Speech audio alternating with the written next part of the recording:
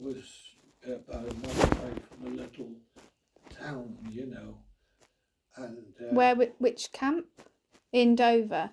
oh no, in Palestine. Oh right, yeah. Yeah, we're in Palestine, and we were there.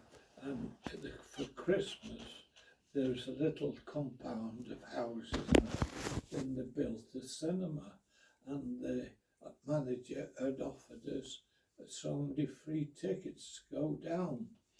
So this night we went down and we sat there, and we sat there, and we sat there, and the manager appeared and said, "I'm sorry, we've had trouble with the projector, so there won't be any films tonight."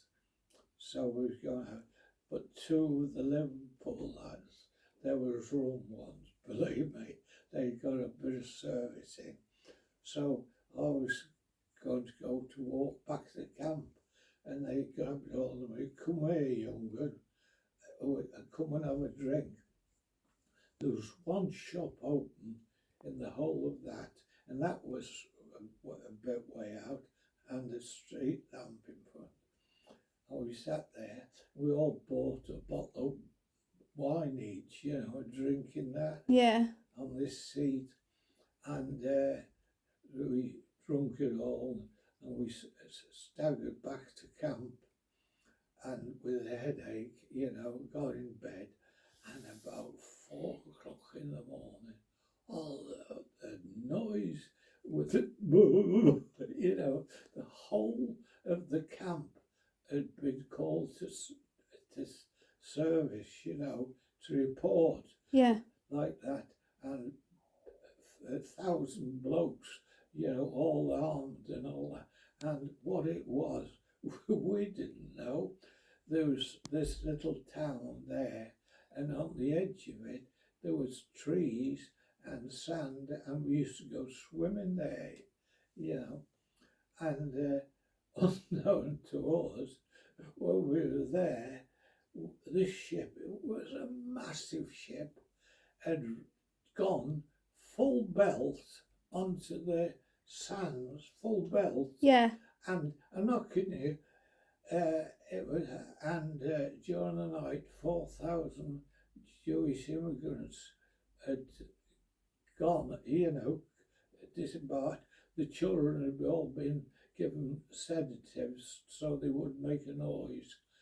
And we were there, and the Stern gang, who were the vicious, bully lot, were controlling them, you know. Controlling the Jewish lot. Yes, they were, and they were all, and you know that they all went, come off the ship and got disputed, went all over Palestine and different places.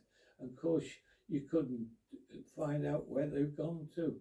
But 4,000, and the ship was like the height of the town hall top. Yeah. They'd rammed it full length right onto the beach. Onto the beach. So we was the last one on there, these two Liverpool lads and myself, and we were in front of the CO, and we couldn't understand why. And he said, "You three were the last one to come off the beach, you know, the town." Oh, yes, sir. "Right," he said, "go and pick a 2-man tent up and go and live down there for a week." And one of the lads says, "There's 3 of us, sir." This here was a nasty book. He said, "a 2-man tent."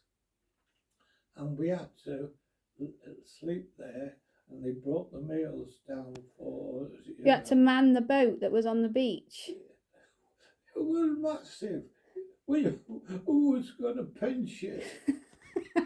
And I mean, it was like the top of the town hall. Yeah. And it was there. And so that's what we had. We was lying there on the wet sand. And, oh, it was terrible. A tent for 2. There was 3 of us. And, but eventually we all had sand sores. Oh, they were terrible, wet things, you all over your face. So one of the sergeants that come down with the food, it told us the MO, who was the best bloke in the battalion. He wasn't in the guards, he was a medical officer. And he came down and saw us. He said, right, pack up and get back to camp. And some took her over. And we had these sores. Oh, they were terrible. You couldn't lie on your side because they were all wet, you know. So you had to have a bivouac. But no, we'd have been there till now if the MO hadn't come. But the CO was a nasty bucket.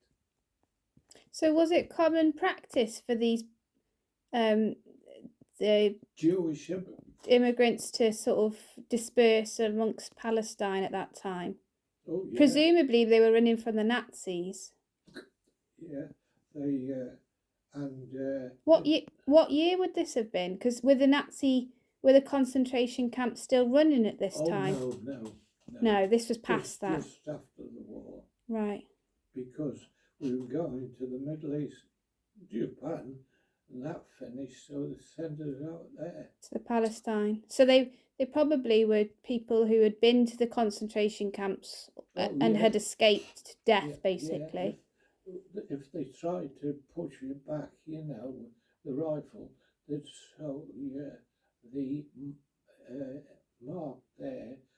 They had a number on it, you know. They'd been in the that's awful sad. Yeah, but the terrorists there, oh, they were horrendous. In the end, we used to go on leave somewhere in Palestine, Jerusalem, and we had to go with our rifles to these places fully loaded. And in the end, they wouldn't let us go out. And because so many of our blokes had been killed. But the Stern gang, oh, they were murderous. So you couldn't go out your camp because it wasn't safe? Wasn't safe. But I remember there's a picture in there when we was in Jerusalem. We were 5 of us and we all had our guns with them. And in the end, it was too dangerous to go out. We went on bags of patrols, night patrols, because we were Syrian border was about 2 miles away. Yeah. And so we have to patrol up there and night. But yeah, it was terrible because you couldn't go to camp. No. It wasn't safe.